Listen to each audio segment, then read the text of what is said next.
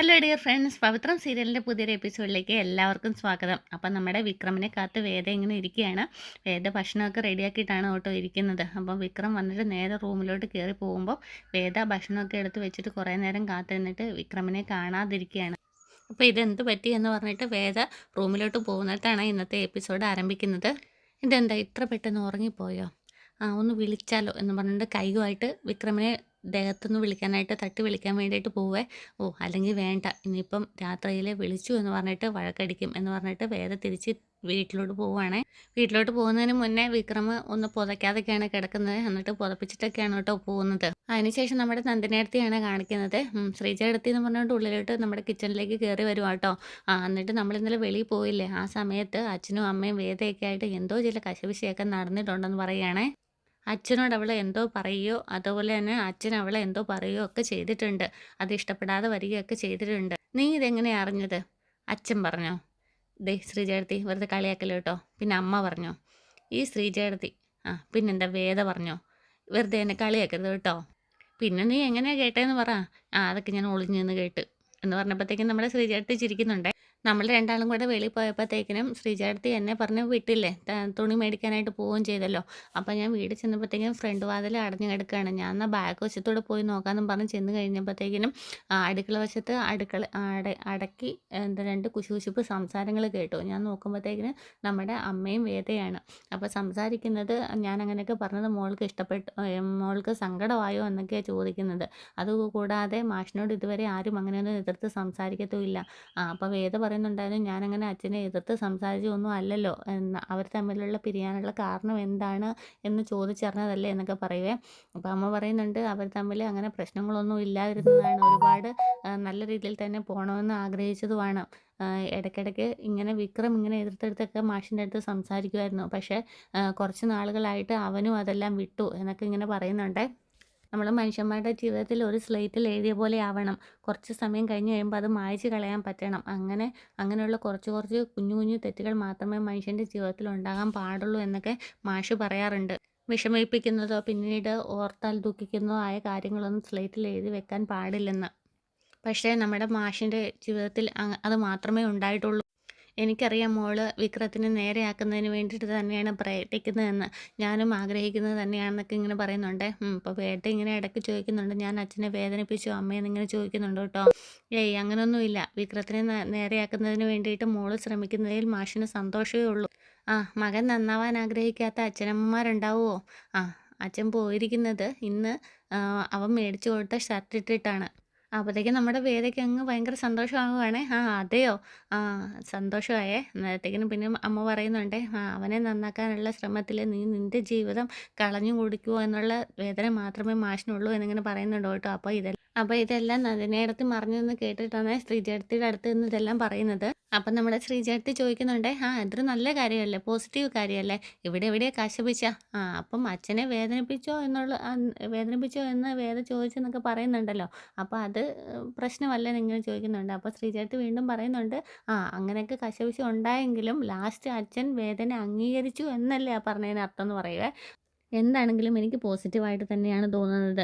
എന്താണെങ്കിലും അവൻ എടുത്തു കൊടുത്ത ഷർട്ട് അച്ഛൻ ഇട്ടിട്ട് പോകാൻ തോന്നിയല്ലോ, അതും ഒരു നല്ല കാര്യമല്ലേ. അതങ്ങനെ പോസിറ്റീവ് ആയതുകൊണ്ടൊന്നും അല്ല. അമ്മയെ ഒന്ന് സന്തോഷിപ്പിക്കാൻ വേണ്ടിയിട്ട് അച്ഛൻ അങ്ങനെ ചെയ്തതായിരിക്കും എന്നിങ്ങനെ നന്ദിനി പറയുന്നുണ്ട്. അപ്പോൾ ശ്രീചേടത്തി എന്ന് പറഞ്ഞുകൊണ്ട് നമ്മുടെ നന്ദിനി ഇങ്ങനെ വിളിക്കുന്നുണ്ട് കേട്ടോ. നീ ഒന്ന് ആലോചിച്ചേ, നമ്മുടെ വേദ കാരണം നല്ല പെർഫെക്റ്റ് മാനായിട്ട് വിക്രം മാറുകയും നമ്മുടെ 3 ആൺമക്കളും നമ്മൾ മരുമക്കളും എല്ലാവരും കൂടെ സന്തോഷമായിട്ട് ജീവിക്കുന്നതിനെ പറ്റിയിട്ട് നീ ഒന്ന് ആലോചിച്ച് നോക്കിക്കേ. അപ്പോഴത്തേക്കും നമ്മുടെ നന്ദിനി ചോദിക്കുന്നുണ്ട്, എന്ത് സന്തോഷം? അപ്പോഴത്തേക്കും നമ്മുടെ ശ്രീജയടുത്ത് പറയുന്നുണ്ട്, അത് നീ അനുഭവിക്കണമെങ്കിൽ മാത്രം അത് മനസ്സിലാവുള്ളൂ. വിശ്വേട്ടൻ ഇപ്പോൾ എണീച്ച് കാണുമായിരിക്കും, ഞാൻ കൊണ്ട് ചായ കൊടുക്കട്ടെ എന്ന് പറഞ്ഞ് നന്ദിനി ചായ കൊടുക്കാൻ വേണ്ടിയിട്ട് പോവാം കേട്ടോ. അപ്പോൾ വിശ്വേട്ടൻ ഇങ്ങനെ മൂക്കം പൊട്ട് എന്താണ് കൂർക്ക വലിച്ച് കിടന്ന് ഉറങ്ങുവാണേ. 2-3 പ്രാവശ്യം വിളിക്കും കേട്ടോ, എന്നിട്ടാണ് എണീക്കുന്നത്. എന്നിട്ട് ചായയൊക്കെ മേടിച്ച് കുടിക്കും കേട്ടോ. എന്നിട്ട് അയ്യോ ഇന്ന് ജോലിക്ക് പോകണ്ടേ ചോദിക്കുമ്പം കൈക്കൊക്കെ ഭയങ്കര വേദന പിടുത്തം എന്നിങ്ങനെയൊക്കെ പറയുന്നുണ്ടേ. അപ്പോഴത്തേക്കിനും എന്താ വിഷയമായിട്ട് കൈക്ക് എന്താ എത്ര വേദന എന്നൊക്കെ ചോദിക്കുമ്പോൾ പറയുകയാണെ, ഈ 8-10 മണിക്കൂർ വെറുതെ കൈ ഇങ്ങനെ അനക്കാതെ ഇങ്ങനെ എഴുതിക്കൊണ്ടിരുന്ന അപ്പം നിനക്ക് മനസ്സിലാകും എങ്ങനെയാണ് വേദന ഉണ്ടാവുന്നത് എന്നൊക്കെ ഇങ്ങനെ ശ്രീചേടത്തിയോട് ചോദിക്കുന്നുണ്ട്. എന്നാൽ ചായ ഞാൻ വായിൽ വെച്ച് തരാമെന്നൊക്കെ പറഞ്ഞ് കളിയാക്കുന്നുണ്ട് കേട്ടോ. എന്നാൽ വേണ്ട കുടിക്കണ്ടാന്നൊക്കെ പറഞ്ഞ് തിരിച്ചു പോവേ. അതിനും ഇടയ്ക്ക് പറയുന്നുണ്ട്, എന്നാൽ വിശ്വേട്ടന് വയ്യാത്തതുകൊണ്ട് ഇന്ന് ജോലിക്ക് പോകുന്നില്ലെന്ന് ഞാൻ വേദയോടും അച്ഛനോടും ഒക്കെ പറയാമെന്നിങ്ങനെ പറയുവേ. അപ്പോഴത്തേക്കും നമ്മുടെ വിശ്വേട്ടൻ പറയുന്നുണ്ട്, അല്ല എനിക്ക് വയ്യാത്തതുകൊണ്ട് നിന്നോടല്ലേ എനിക്കിതൊക്കെ പറയാൻ പറ്റുള്ളൂ, അങ്ങനെ പറഞ്ഞതാ, സോറി എന്നൊക്കെ പറയേ. നീ കാപ്പി ഇങ്ങിതാ, ഒരു തമാശ പറയാനും പറ്റത്തില്ലേ എന്നൊക്കെ ചോദിച്ചിട്ട് അത് മേടിച്ച് കുടിക്കുന്നുണ്ട്. അതിനുശേഷം കാണിക്കുന്നത് നമ്മുടെ വിക്രത്തിനും വേദനയാണ് കേട്ടോ. വിക്രം ഇങ്ങനെ ചായ എടുത്ത് കുടിക്കുവാണേ. നമ്മുടെ വേദ ചായയും കൊണ്ട് ചെന്നു കേട്ടോ. എന്നിട്ട് ഇങ്ങനെ പറയുന്നുണ്ട്, ഇന്നലെ വൈകുന്നേരം നേരത്തെ വന്നിട്ട് നേരത്തെ ഉറങ്ങിപ്പോയല്ലോ എന്നിങ്ങനെ ചോദിക്കുവാണേ. ഞാൻ ഭക്ഷണം എടുത്ത് വെച്ചിട്ട് കുറേ നേരം കാത്തിരുന്നു എന്നൊക്കെ പറയും കേട്ടോ. അപ്പം നീ എന്തിനാ കാത്തിരുന്നെന്നൊക്കെ ചോദിക്കുന്നുണ്ട്. അപ്പോൾ വേദ ഇങ്ങനെ ചോദിക്കുന്നുണ്ട്, സമയത്തിന് എത്തുമെന്ന് കരുതി കാത്തിരിക്കുന്നതാണോ തെറ്റെന്നൊക്കെ ചോദിക്കുന്നുണ്ട്. അപ്പോൾ വിക്രം ഇങ്ങനെ പതിയെ നയത്തിൽ എന്നെ പ്രതി ഇങ്ങനെ കാത്തിരിക്കേണ്ടെന്നൊക്കെ നിന്നോട് ഞാൻ പറഞ്ഞിട്ടുള്ളതല്ലേ എന്നിങ്ങനെ പതിയെ പറയുവേ. അപ്പോഴത്തേക്കിനും വേദയ്ക്ക് ഭയങ്കര ഇതാവുമേ, ആശ്ചര്യമാവും കേട്ടോ. നിങ്ങൾക്ക് ഇങ്ങനെ ഇത്രയ്ക്ക് ഇങ്ങനെയൊക്കെ സംസാരിക്കാനായിട്ട് അറിയുമോ എന്നിങ്ങനെ ചോദിക്കുന്നുണ്ട്. വെട്ടാൻ വരുന്ന പോത്തിനെ പോലെയാണല്ലോ എന്നും എന്നോടുള്ള പെരുമാറ്റം, അതുകൊണ്ട് ചോദിച്ചു പോയതാ. അങ്ങനെ സംസാരിക്കുന്നത് നിന്നോടുള്ള പ്രത്യേക ഇഷ്ടം കൊണ്ടൊന്നും അല്ല എന്നിങ്ങനെ പറയുവേ. അന്നേരം വേദ പറയും, പ്രത്യേക ഇഷ്ടം കൊണ്ടല്ലാന്ന് ഞാനും അങ്ങനെ വിശ്വസിച്ചൊന്നും പറയേ. എന്നിട്ട് പിന്നെ ഇങ്ങനെ ചോദിക്കും, നിങ്ങൾ ഇന്നലെ ഇവിടെ നിന്ന് ഇറങ്ങി പോയിട്ട് എവിടെയൊക്കെ കറങ്ങി നടന്നു എന്നിങ്ങനെ ചോദിക്കും കേട്ടോ. നിങ്ങൾ ഇന്നലെ സാറിൻ്റെ അടുത്ത് പോയിട്ടും ഇല്ല എന്ന് എനിക്ക് നന്നായിട്ട് അറിയാം എന്ന് പറയുന്നുണ്ടേ. വിക്രത്തിൻ്റെ ഫ്രണ്ടാണല്ലോ ശ്രീനിവാസൻ, എന്തുണ്ടെങ്കിലും അങ്ങോട്ടേക്ക് തന്നെയാണല്ലോ പോകുന്നത്. അപ്പോഴത്തേക്കിനും നമ്മുടെ വിക്രം പറയുവേ, ഞാൻ അങ്ങോട്ടേക്ക് തന്നെയാണ് പോയത്. നിങ്ങൾ ഇവിടുന്ന് ഇന്നലെ പോയപ്പോൾ മനസ്സ് വല്ലാണ്ട് കലങ്ങിയിരുന്നു. ആ അവസ്ഥയിൽ നിങ്ങൾ എന്താണെങ്കിലും ശ്രീനിവാസൻ്റെ അടുത്തേക്ക് പോകാൻ ഒരു ചാൻസും ഇല്ല. അപ്പോഴത്തേക്കും നമ്മുടെ വിക്രം ഇങ്ങനെ മനസ്സിൽ ആലോചിക്കുകയാണ്, ബൈക്കിൽ ഇങ്ങനെ പോകുന്നതും സങ്കടപ്പെടുന്നതും അവിടെ ഇവിടെയൊക്കെ പോയി ഇരിക്കുന്നതും അതുപോലെ രാത്രിയാകുമ്പോൾ തിരിച്ച് വരുന്നതും എല്ലാം ഇങ്ങനെ മനസ്സിൽ വിചാരിക്കുന്നുണ്ട്. നിങ്ങൾ വണ്ടി എടുത്ത് പോയി കുറേ കറങ്ങിയിട്ടുണ്ടാവും, ഒറ്റയ്ക്ക് എവിടെയെങ്കിലും പോയി ഇരുന്നിട്ടുണ്ടാവും, എന്താ ശരിയല്ലേ എന്നിങ്ങനെ ചോദിക്കുവേ. അപ്പോഴത്തേക്കിനും വിക്രം ഇങ്ങനെ ആശ്ചര്യത്തോടു കൂടി വേദന ഇങ്ങനെ നോക്കുന്നുണ്ട് കേട്ടോ. എന്താ ഞാൻ പറഞ്ഞത് ശരിയല്ലേ എന്ന്? അപ്പം നിനക്കെങ്ങനെ അത് മനസ്സിലായത്? പെൺബുദ്ധി പിൻബുദ്ധിയാണെന്ന് നിങ്ങൾ ആണുങ്ങൾ പറഞ്ഞുണ്ടാക്കുന്ന ഒരു നുണയാണ്. ഇത്തരം സന്ദർഭങ്ങളിൽ ഒരു പെൺകുട്ടി പെരുമാറുന്നത് അൺപ്രഡിക്റ്റബിൾ ആയിരിക്കും. പക്ഷേ നിങ്ങൾ ആണുങ്ങൾക്ക് വളരെ ലിമിറ്റഡ് ആയ സാധ്യതകളേ ഉള്ളൂ. ഒന്നുകിൽ സിഗരറ്റ് വലിച്ച് തള്ളുക, അല്ലെങ്കിൽ കള്ള് കുടിച്ച് ബോധം കെടുക. ഇത് രണ്ടും ചെയ്തില്ലെങ്കിൽ ഏതെങ്കിലും ഒരു സ്ഥലത്ത് ഒറ്റയ്ക്ക് പോയി മിണ്ടാതിരിക്കുക എന്നുള്ളതാണ് തേർഡ് ചാൻസ്. നിങ്ങളും അത് തന്നെയായിരിക്കും ചെയ്തിരിക്കുക. നിങ്ങൾ മില്ലേനിയം കിഡ്സ് സിനിമകളൊക്കെ കണ്ട് വളർന്നവരാണ്. നായകന്മാർ ടെൻഷൻ മാറ്റാൻ വേണ്ടിയിട്ട് പോയിരിക്കുന്ന അങ്ങനത്തെ ഉള്ള പ്രവണതകളൊക്കെ തന്നെ നിങ്ങളും ചെയ്യുള്ളൂ. എന്നിട്ട് വേദ ഇങ്ങനെ ചിരിച്ചുകൊണ്ട് പറയും, എന്താ ശരിയല്ലേ എന്ന് ചോദിക്കും കേട്ടോ. അപ്പോഴത്തേക്കിനും യു ആർ ബ്രില്യൻറ്റ്, ഞാൻ സമ്മതിച്ചു എന്ന് പറഞ്ഞിട്ട് ചായ കുടിക്കുവേ. അപ്പോഴത്തേക്കിനും വേദയ്ക്ക് ഒത്തിരി സന്തോഷമായി താങ്ക് യു പറയുവേ. പക്ഷേ ആ ബ്രില്യൻസും കൊണ്ട് ഇനി ഇങ്ങോട്ടേക്ക് വരണ്ടെന്നിങ്ങനെ കൈയൊക്കെ നോർത്തിട്ട് പറയുവേ. ആയിക്കോട്ടെ, ആ ചായ കുടിച്ച് കഴിഞ്ഞെങ്കിലേ ആ ഗ്ലാസ് ഇങ്ങോട്ട് തന്നാൽ കൊണ്ടുപോകാമായിരുന്നു. വേണ്ട ഞാൻ കൊണ്ടുവന്നോളാം. അപ്പോൾ ആയിക്കോട്ടെ എന്ന് പറയേ. അപ്പോൾ വിക്രമും ആയിക്കോട്ടെ എന്ന് പറയും കേട്ടോ. വന്ന സ്ഥിതിക്ക് ഒരു നല്ല കാര്യം പറയണമെന്നുണ്ടായിരുന്നു, നിങ്ങളെ സന്തോഷിപ്പിക്കുന്ന കാര്യമായിരുന്നു. വേണ്ട, അല്ലെങ്കിൽ നിങ്ങളുടെ മൂഡ് ശരിയല്ലല്ലോ, അതുകൊണ്ട് ഇപ്പോൾ വേണ്ടെന്നും പറഞ്ഞ് പോകാനായിട്ട് ഒരുങ്ങുവേ. പെട്ടെന്ന് തന്നെ വിക്രം ഇങ്ങനെ മനസ്സ് വിചാരിക്കുന്നുണ്ട്, സന്തോഷിപ്പിക്കുന്ന കാര്യമോ? ഹലോ എന്നിങ്ങനെ തിരിച്ച് വിളിക്കും കേട്ടോ. എന്താ കാര്യം എന്നിങ്ങനെ ചോദിക്കുവേ. എന്ത് കാര്യം എന്ന് വീണ്ടും ചോദിക്കുക. അല്ല അതെന്തോ പറയാൻ വന്നില്ലേ, അതിനെപ്പറ്റിയാണ് ചോദിച്ചതെന്ന് പറയുവേ. അതൊന്നും ഇല്ലെന്നേ. നിങ്ങളുടെ മൂഡ് ശരിയല്ലല്ലോ. അപ്പം വിക്രം പറയുവേ, എൻ്റെ മൂഡിന് കുഴപ്പമൊന്നും ഇല്ലയെന്ന് പറയും കേട്ടോ. അത് വേണ്ടെന്നേ, ഇനിയിപ്പോൾ ഞാനായിട്ട് നിങ്ങളെ സന്തോഷിപ്പിക്കേണ്ട കാര്യമൊന്നും ഇല്ലല്ലോ എന്നിങ്ങനെ ഒരുമാതിരി ആക്കി വേദ പറയുവേ. നിനക്ക് പറയാൻ പറ്റുമോ ഇല്ലയോ എന്നിങ്ങനെ ദേഷ്യപ്പെട്ട് ചോദിക്കേ. അയ്യടാ, ഞാൻ പറഞ്ഞതേ എന്നെ സന്തോഷിപ്പിക്കാൻ പറ്റുന്ന കാര്യം നിങ്ങൾ പറയണമെന്നല്ല, നിങ്ങളെ സന്തോഷിപ്പിക്കാനുള്ള കാര്യം എനിക്ക് പറയാനുണ്ടെന്നാ. ഇത്തിരി പതുക്കെ ചാടിക്കടിക്കാതെ ചോദിക്കണ്ടേ വിക്രമ? എന്നാ പറ. അച്ഛൻ നിങ്ങളുടെ അച്ഛമ്മയുടെ വീട്ടിൽ പോയിരിക്കുക, അതാണോ എന്നോട് പറയാനുള്ള ഇത്ര വലിയ സന്തോഷിപ്പിക്കുന്ന കാര്യം എന്നിങ്ങനെ വിക്രം ദേഷ്യപ്പെട്ട് ചോദിക്കുവേ. അടങ്ങ് വിക്രമ, ഞാനൊന്ന് പറയട്ടെ. നിങ്ങൾ എടുത്തു കൊടുത്ത ഷർട്ടും മുണ്ടും ഇട്ടിട്ടാണ് അച്ഛൻ അങ്ങോട്ടേക്ക് പോയിരിക്കുന്നത് എന്നിങ്ങനെ പറയാട്ടോ. അപ്പോഴത്തേക്കിനും നമ്മുടെ വിക്രത്തിൻ്റെ മുഖം ഇങ്ങനെ തിളങ്ങുകയാണ്, ചുവന്ന് വരിക കേട്ടോ സന്തോഷം കൊണ്ട്. ഇന്നലെ ആരും ഇല്ലാത്ത നേരം നോക്കിയിട്ട് അച്ഛനത് ഇട്ട് നോക്കുന്നത് ഞാൻ കണ്ടിരുന്നു. അപ്പോഴത്തേക്കിനും നമ്മുടെ വിക്രമൻ്റെ മനസ്സും മുഖത്ത് 32 പല്ലും വിരിഞ്ഞു കേട്ടോ. അപ്പോഴത്തേക്കും നമ്മുടെ വേദയ്ക്കും ഭയങ്കര സന്തോഷമായ ഈ പറഞ്ഞ കാര്യം സന്തോഷം തരുന്നതല്ലേ എന്നിങ്ങനെ വേദ സന്തോഷത്തോടു കൂടി ചോദിക്കുന്നുണ്ട്. അപ്പോഴത്തേക്കും ചിരിച്ചുകൊണ്ട് പറയുവേ, താങ്ക്സ് എന്ന് പറയുവേ. എന്നിട്ട് വേദ അവിടെ നിന്ന് അങ്ങോട്ടേക്ക് പോകും കേട്ടോ. അപ്പോഴത്തേക്കിനും ഒരു സന്തോഷം വീണ്ടും ഇങ്ങനെ വിക്രമന് തോന്നുകയാണ്. അതിനുശേഷം കാണിക്കുന്ന നമ്മുടെ വിക്രമൻ്റെ കൂട്ടുകാരെല്ലാവരും കൂടെ ഒരു സ്ഥലത്ത് കയറുന്ന ചായ കുടിക്കുന്നിടത്ത് ഇങ്ങനെ കൈകൊട്ടി കളിക്കുക കേട്ടോ. അനിയൻകൂട്ടാ, നമ്മുടെ വിക്രമിൻ്റെ മുഖം നീ ശ്രദ്ധിച്ചോ എന്ന് പറയുമ്പോഴത്തേക്കിനും എല്ലാവരും അവൻ്റെ മുഖം നോക്കുവാണ്. ആ ശരി, ഒരു തിളക്കം കാണുന്നുണ്ടല്ലോ ഏട്ടാന്നിങ്ങനെ പറയുക. അന്നേരത്തേക്ക് നമ്മുടെ വിക്രം പറയുന്നുണ്ട്, മതി മതിയെടാ നിർത്ത്. ആ തിളക്കം എന്തിൻ്റെയാണെന്ന് നിങ്ങൾക്കറിയുമോ? അപ്പോഴത്തേക്കിനും ബാക്കിയുള്ളവർ പറയുവേ, സ്വന്തം അച്ഛൻ ഇത്രയും നാളും പിണങ്ങി നടന്നിട്ട് ആ മകൻ കൊടുത്ത ഡ്രസ്സ് ഇട്ടുകൊണ്ട് വെളിയിൽ പോകുമ്പോഴത്തേക്കിനും ഏതൊരു മകൻ്റെ ഹൃദയമാണ് സന്തോഷിക്കാത്തത്, അല്ലെങ്കിൽ മുഖം എങ്ങനെ തിളങ്ങാതിരിക്കുന്നത് എന്നിങ്ങനെയൊക്കെ ചോദിക്കുന്നുണ്ട്. എന്നാലേ ആ കുളിർമയല്ല മോനെ ഇത്. ഡേട്ടാ വെറുതെ ഓരോന്ന് പറഞ്ഞുണ്ടാക്കാൻ നിൽക്കല്ലേ എന്നിങ്ങനെ പറയേ. ഡേടാ ഞാൻ അതിനൊന്നും പറഞ്ഞു തുടങ്ങിയില്ലല്ലോ, അപ്പോഴത്തേക്കിനും നീ എന്തിനാ കയറി വെടി വെക്കുന്നത്? എന്തോ ഗുട്ടൻസ് ഉണ്ടല്ലോ എന്നിങ്ങനെ പറയുവേ. അപ്പോഴത്തേക്കിനും അടുത്തയാൾ പറയുവാണ്, അപ്പോൾ അച്ഛൻ്റെ കാര്യമല്ലേ സന്തോഷത്തിന് വകയുള്ളത്?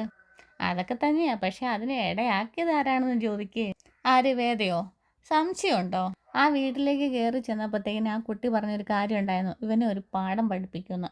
അത് ഞാൻ വേറെ തരത്തിലാണ് ചിന്തിച്ചത്, പക്ഷേ ഇപ്പം മനസ്സിലായി, സ്നേഹത്തിൻ്റെ പാഠം പഠിപ്പിക്കുമെന്നാണ് ആ കുട്ടി ഉദ്ദേശിച്ചത്. അമ്മയുടെ അരികത്തല്ലാതെ സ്നേഹത്തോടെ സംസാരിക്കാത്ത ഇവന് സ്നേഹത്തിൻ്റെ പാഠം എന്താണെന്ന് ആ കുട്ടി പഠിപ്പിച്ചു കൊടുത്തു. അല്ലേടെ വിക്രമ, ഇനി ഇവന് മറ്റൊന്നും ചെയ്യാനില്ല, ഇനി ആ വേദയുടെ മുന്നിൽ ആ മറ്റേ ഡയലോഗ് അങ്ങ് കാച്ചിയാൽ മതി എന്ന് പറയുക. അപ്പം ബാക്കിയുള്ളവരും ചോദിക്കുക, ഏത് ഡയലോഗ്? അങ്ങോട്ട് വീശയുടെ അനിയൻകുട്ട എന്ന് പറയുക. അപ്പോഴത്തേക്കിനും അനിയൻകുട്ടൻ ചെറിയൊരു കണ്ണാടിയൊക്കെ എടുത്ത് കണ്ണിലോട്ട് വെച്ചിട്ട്, വെടി വെച്ച പൊട്ടാത്ത ഈ പാറയെ നീ ഒന്ന് കുലുക്കി, ഈ ഓട്ടക്കാലണയ്ക്ക് വെള്ളയുണ്ടെന്ന് നീ സുധാകരൻ മാഷിന് കാണിച്ചു കൊടുത്തു, പകരം നിനക്ക് എന്ത് വേണം പറ. ഇവനെ ഞാൻ ഇന്ന് എന്ന് പറഞ്ഞുകൊണ്ട് വിക്രമ ഇരുന്ന് കസേര എടുത്തിട്ട് അവനെ അടിക്കാനായിട്ട് ഓടുന്നുണ്ട് കേട്ടോ. ഭയങ്കര സന്തോഷത്തിലാണ് എല്ലാവരും. അപ്പോഴത്തേക്കിനാണ് നമുക്ക് ആ കോള് വരുന്നത്, ശ്രീനിവാസ സാറിൻ്റെ. അപ്പോഴത്തേക്കും നമ്മുടെ ബൈക്കൊക്കെ ഓൺ ചെയ്തിട്ട് ഇങ്ങോട്ട് 2-3 പ്രാവശ്യം ഇവരെ നോക്കിയിട്ട് അങ്ങനെ പോകുക കേട്ടോ. അപ്പോൾ അവരും ഇങ്ങനെ നോക്കിയിരിക്കുമായിരുന്നു. അപ്പോൾ കൂട്ടുകാർ പറയുന്നുണ്ട്, ഇവൻ ഇതൊക്കെ വിട്ടിട്ട് സാധാരണ മനുഷ്യൻ ജീവിക്കുന്ന പോലെ ജീവിക്കും, എനിക്ക് ഉറപ്പുണ്ട്, ആ കുട്ടി ഇവനെ മാറ്റിയെടുക്കും എന്നൊക്കെ പറയുന്നുണ്ട്. അപ്പോൾ എല്ലാവരും ചിരിക്കുന്നുണ്ട് കേട്ടോ. പിന്നെ കാണിക്കും നമ്മുടെ വേദയുടെ വീടാവും കേട്ടോ. അവിടെ ദർശൻ അങ്ങോട്ടേക്ക് വരികയാണ്. അപ്പോഴത്തേക്കിനും വേദയുടെ അനിയത്തിയാണ് കേട്ടോ ഡോറൊക്കെ തുറന്ന് കാണിക്കുന്നത്. അപ്പോൾ ഉള്ളിലേക്ക് ഇരിക്കുന്നൊക്കെ പറയുവേ. ഞാൻ വന്നത് ഒരു പ്രധാനപ്പെട്ട കാര്യം പറയാനാണ് എന്നൊക്കെ പറയും കേട്ടോ. അപ്പോൾ ശ്രീയേട്ട എന്നൊക്കെ പറഞ്ഞ് വിളിക്കുന്നുണ്ട്. അച്ഛൻ എന്തെന്ന് ഇങ്ങനെ ചോദിക്കുക. അതറിഞ്ഞില്ലേ, അച്ഛനും അമ്മയും കൂടെ ഒരു ട്രിപ്പിന് പോയതാണ്, കാശിയിൽ കുംഭമേള ട്രിപ്പ്. അപ്പോൾ അതിന് പോയിരിക്കുകയാണ് ഇങ്ങനെ പറയുവേ. ഇനിയും കുറേ ദിവസം കൂടി കഴിഞ്ഞിട്ടേ വരുള്ളൂ എന്നാണ് തോന്നുന്നത്. ദർശനം എന്ന് ചോദിച്ചുകൊണ്ട് മുത്തശ്ശി അങ്ങോട്ടേക്ക് വരും കേട്ടോ. മുത്തശ്ശി പോയില്ലായിരുന്നോ എന്നൊക്കെ ചോദിക്കുക. അന്നേരം പറഞ്ഞു, വയസ്സായില്ല, ഇനി പണ്ടത്തെ പോലെ അങ്ങോട്ടും ഇങ്ങോട്ടും അലയാനൊന്നും തോന്നുന്നില്ല. ഞാൻ ചായ എടുക്കാമെന്ന് പറഞ്ഞുകൊണ്ട് കുട്ടി അങ്ങോട്ടേക്ക് പോവേ. അന്നേരത്തേക്കിന് ഞാനൊരു പ്രധാനപ്പെട്ട കാര്യം പറയാനാണ് വന്നത്, ഞാൻ വളരെ താമസിക്കാതെ തന്നെ UK പോകുമെന്ന് പറയും കേട്ടോ. അപ്പോൾ ശ്രീശാന്ത് ചോദിക്കുക, UK അതെന്താണെന്ന് ചോദിക്കുക. അവിടെ UK ഒരു ലോ ഫേമിൽ ഒരു വിസ വന്നിട്ടുണ്ടെന്ന് ഇങ്ങനെ പറയുന്നുണ്ടേ. ദർശൻ ഇവിടെയും നല്ല സ്കോപ്പ് ഉള്ളതല്ലേ എന്നിങ്ങനെ ചോദിക്കുക. അന്നേരത്തേക്കിനും പറയുന്നുണ്ട്, ഈ അന്തരീക്ഷത്തിന് ഇവിടെ നിന്നൊന്ന് മാറി നിൽക്കണമെന്ന് ആഗ്രഹിക്കുന്നു എന്ന് പറയുവേ. അത് നന്നായി, ഒരു മാറ്റം എന്താണെങ്കിലും നല്ലതാണ്. അപ്പോൾ ശ്രീശാന്ത് ഇങ്ങനെ പറയുന്നുണ്ട്, അതൊന്നും വേണ്ടിയിരുന്നില്ല എന്നൊക്കെ പറയും കേട്ടോ. അപ്പോഴത്തേക്കിനും നമ്മുടെ മുത്തശ്ശി പറയുന്നുണ്ട്, നീ ഒന്നും മിണ്ടാതിരിക്കുക ദർശൻ, നീ ഒരു നല്ലൊരു തീരുമാനം എടുക്കണം, നീ വേറെ കല്യാണത്തിനെ പറ്റിയിട്ടൊക്കെ ആലോചിക്കണം. വീണ്ടും മുത്തശ്ശി പറയുന്നുണ്ട്, വേദയുടെ കാര്യത്തിലാണെങ്കിൽ ഇനി ഒന്നും തീരുമാനിക്കാനില്ല എന്നിങ്ങനെ പറയുന്നുണ്ട് കേട്ടോ. മോനെ ദർശ, അവൾ ഇനി ഈ വീട്ടിലേക്ക് തിരിച്ചു വരുമെന്ന് എനിക്ക് തോന്നുന്നില്ല. ഇവനും ഇവൻ്റെ അച്ഛനും അമ്മയും അതിന് വേണ്ടിയിട്ട് ശ്രമിക്കുന്നുണ്ട്, പക്ഷെ അത് നടക്കുമെന്ന് എനിക്ക് തോന്നുന്നില്ല. അപ്പം നമ്മുടെ ദർശനം പറയുന്നുണ്ട്, അതെനിക്ക് മനസ്സിലായിട്ടുണ്ട്, പല പ്രാവശ്യങ്ങളിലായിട്ട് പല കാര്യങ്ങൾക്കും വേണ്ടിയിട്ട് വേദനെ വിളിച്ചിരുന്നു. അപ്പോൾ കുടുംബ പശ്ചാത്തലവും വിക്രവും ഒക്കെ ആയിട്ട് മാനസികമായിട്ട് അടുപ്പത്തിലാണ് എന്ന് തന്നെയാണ് എനിക്കും തോന്നി തുടങ്ങിയത് എന്ന് പറയുവാണേ. അപ്പോഴത്തേനും മുത്തശ്ശി പറയുന്നുണ്ട്, എനിക്കും അത് തന്നെയാണ് പറയാനുള്ളത്. മതി മുത്തശ്ശി പറഞ്ഞത് മതി എന്ന് പറയും കേട്ടോ. അപ്പോഴത്തേക്കിനും മുത്തശ്ശി പറയും, നിങ്ങളൊക്കെ പറഞ്ഞാണ് ഈ പാവം കുട്ടീനെ ഇങ്ങനെയാക്കി മാറ്റിയത്. അത് തന്നെയല്ല ദർശൻ്റെ അന്തസ്സിനും പ്രൊഫഷനും ഒത്ത ഒരു കുട്ടീനെ കണ്ടെത്തുകയും വേണം. നിങ്ങൾ ഒരേ പ്രൊഫഷനാകുമ്പം അങ്ങോട്ടും ഇങ്ങോട്ടും പ്രശ്നം ഉണ്ടാവുകയില്ലല്ലോ. ശ്രീശാന്ത് അങ്ങ് കട്ട കലിപ്പിലാവും കേട്ടോ. നിങ്ങളുടെയൊക്കെ അന്ധവിശ്വാസവും അനാചാരം കൊണ്ടാണ് അങ്ങനെയൊന്നും സംഭവിക്കാതിരുന്നത്. മറ്റുള്ളവരുടെ കാര്യം പറയുമ്പോഴൊക്കെ വലിയ ആവേശമാണല്ലോ, സ്വന്തം കാര്യം വരുമ്പോഴത്തേക്കിനും നമ്മുടെ ആചാരമായി, അതുപോലെ താലിയായി, വിശ്വാസമായി എന്നൊക്കെ ഇങ്ങനെ പറയും കേട്ടോ. അപ്പോഴത്തേക്കിനും നമ്മുടെ വേദയുടെ അനിയത്തി പെട്ടെന്ന് തന്നെ മുത്തശ്ശിനെ വിളിച്ചുകൊണ്ട് ഉള്ളിലേക്ക് പോകുന്നുണ്ട്. കൊണ്ടുപോകുന്നതൊക്കെ കൊള്ളാം ദീപ്തി, പക്ഷേ നിൻ്റെ ചേച്ചിക്ക് പറ്റിയതുപോലെ ലോകത്ത് ഇവർ പറയുന്നതാണ് അവസാന വാക്കെന്ന് നീയും തെറ്റിദ്ധരിക്കല്ലേ. അപ്പോഴത്തേക്കും നമ്മുടെ ദീപ്തി മുത്തശ്ശി വാദം പറഞ്ഞ ഉള്ളിലേക്ക് കൊണ്ടുപോകുന്നുണ്ട്. അപ്പോൾ ദർശൻ പറയുന്നുണ്ട്, വയസ്സായ ആളല്ലേ ശ്രീകാന്തെ, അങ്ങനെയൊന്നും പറയേണ്ടിയിരുന്നില്ല, ആദ്യമേ കുറച്ച് കൂടുതൽ പറയേണ്ടതായിരുന്നു ദർശൻ, അത് പറയാതിരുന്നുകൊണ്ടാണ് പ്രശ്നങ്ങൾ ഇവിടെ വരെ എത്തിയത്. പിന്നീട് കാണിക്കുന്ന നമ്മുടെ വിക്രം ഇങ്ങനെ ശ്രീകാര്യം ശ്രീനിവാസിൻ്റെ വീട്ടിലേക്ക് ഇങ്ങനെ വന്നിട്ട് ഇങ്ങനെ നോക്കി നിൽക്കുന്നതാണ്. അപ്പോൾ ചാനൽ ഇഷ്ടമായെങ്കിൽ സബ്സ്ക്രൈബ് ചെയ്യാനും ഷെയർ ചെയ്യാനും കമൻറ്റ് ചെയ്യാനും മറക്കരുതേ. Okay, thank